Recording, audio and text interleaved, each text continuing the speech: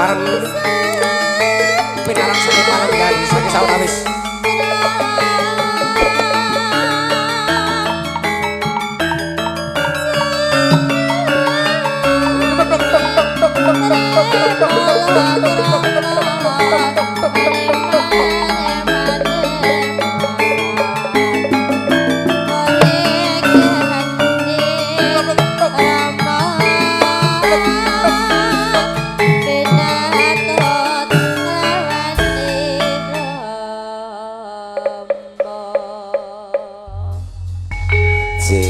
Kok namung sinambile lenggan kemawon Kang Mas. Mbok nggih nyuwun pangapunten wong menika rasukanipun kawis tinggal enggal mbok nggih jumeneng ngoten nggih. Ngapunten Dik, nek kula ngadeg pun tau. Nggih. Di penake kali lenggah mawon sing sak penake. Nggih, menika dasaripun Kang Mas Slamet Mujianto, Mbak Yunani menika walimatul akekah. Nggih nderek memuji Kang Mas kagem keluarga ageng Kang Mas Slamet Mujianto.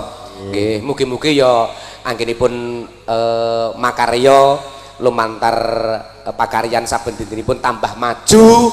Nggih. Panjang yuswa sinung bagas waras kawilujengan. Ingkang dipun suwun. Amin nggih. Monggo Kang Mas anggenipun kepareng murba wanci. Nggih.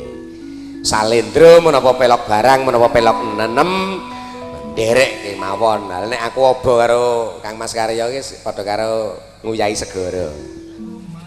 Ya sak swara-swarane ya. Nggih. Alah. Geng dalu dumateng para enggastanipun. Ngapunten kula tak urun-urun ora ketang sak padha nggih. Nggih. Wong aku ya dudu wiraswara, dudu sanes. dalang. Jenengan niku sanes wiraswara tur ya dudu rombongan. Dadi ya ning le duwe kok piye. Memanismu kang jiwa sainem agawe ru ditinggale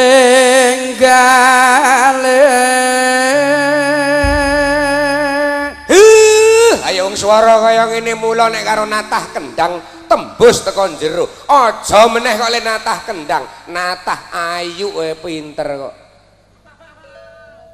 Polno sing ngomong. Lah iya ta. Rara apa kang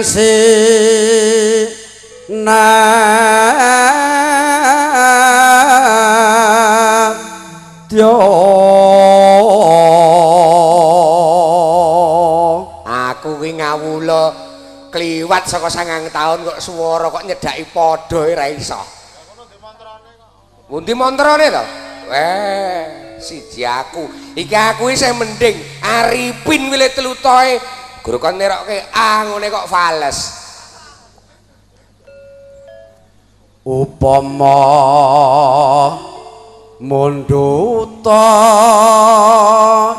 rokmi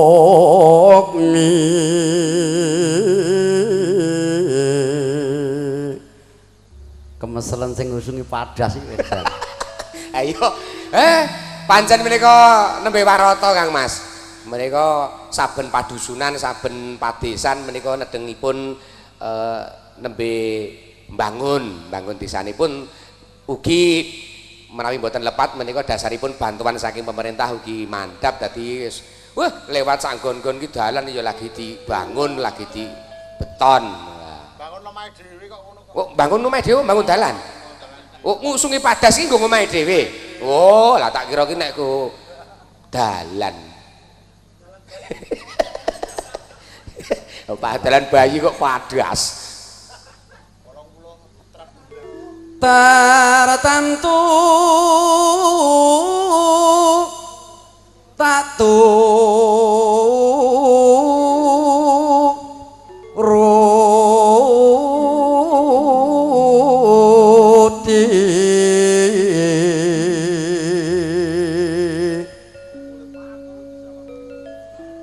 ibarat wong numpak prau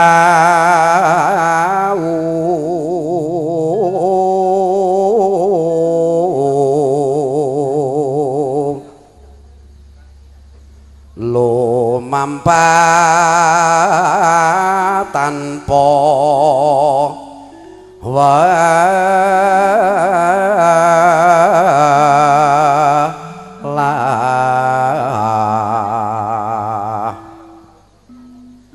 neng matyane jala ne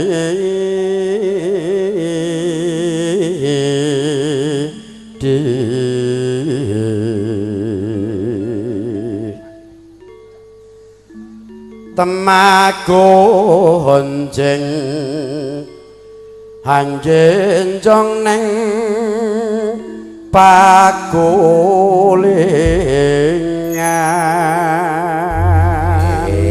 tasih tampi dawuh saking Kang Mas Karya kinten-kinten menika ingkang bareng dipun kersaken suwaranipun suwantenipun diajeng ngayuning rum menapa diajeng ina alah mongko lho Bu sampun oh Dik Mbak Tia nggih geng kundur Mbak Dek MC nggih pripun ya Mas sing tak jaluk nggih jogete sing iso montang-manting iya jelas pokoke lho niku nembe beksa utawi jogete Kang Mas Dek Ina niku petingane kok anggere gelem ngetokke kutut manggung wis ngalahke Bu Rosiati tenan yakin nggih nggih yo Dek Ina iki disuwuni berkahe saka Kang Mas Karya ya dawah menapa monggo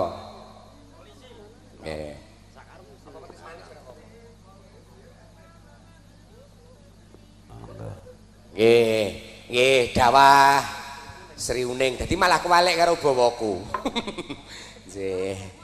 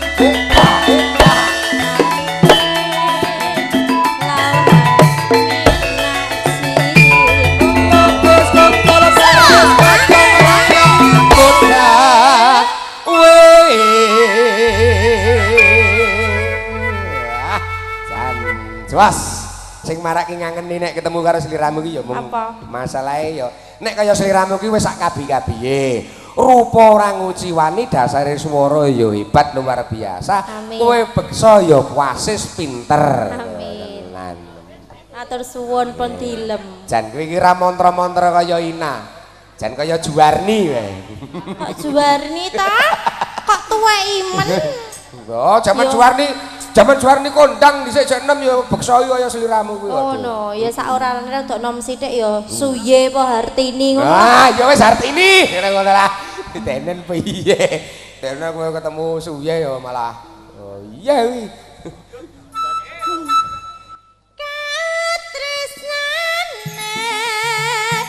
Sok